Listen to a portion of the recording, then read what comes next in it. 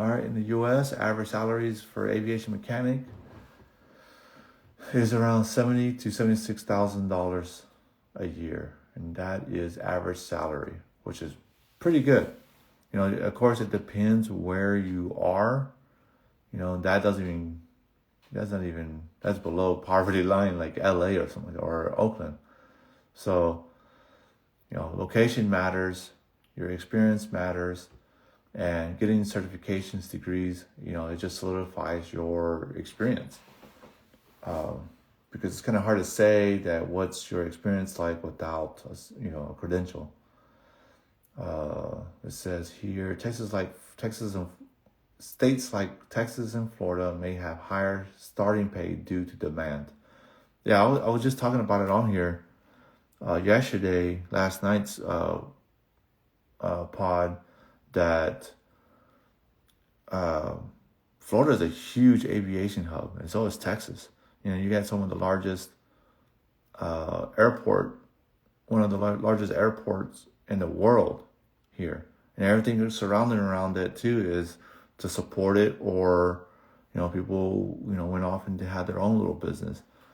And I know some people who just moved into the DFW area and starting a pretty unique business. I think it's a Part 121 out in just south of Fort Worth.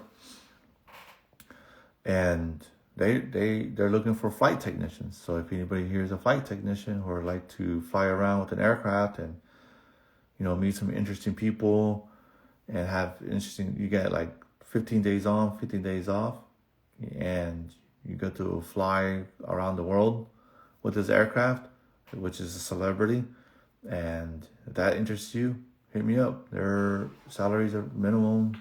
The lowest he said was $85K, and you can actually don't even have to live in Texas.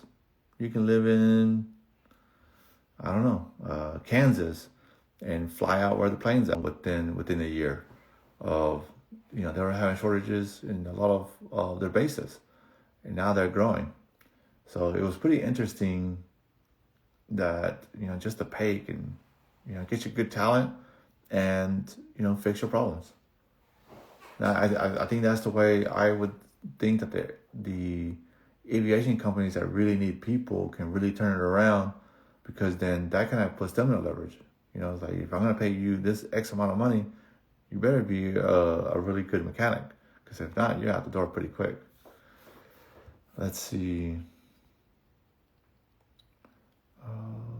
Could you imagine if we got overtime in the military? Oh man, the amount of overtimes in the military would be insane.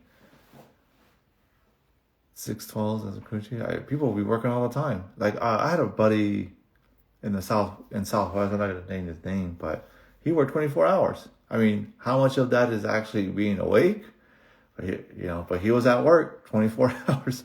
And the good thing is that he was gonna be off the next day, so he just muscled right through all that stuff. So actually, I gotta ask him questions about that.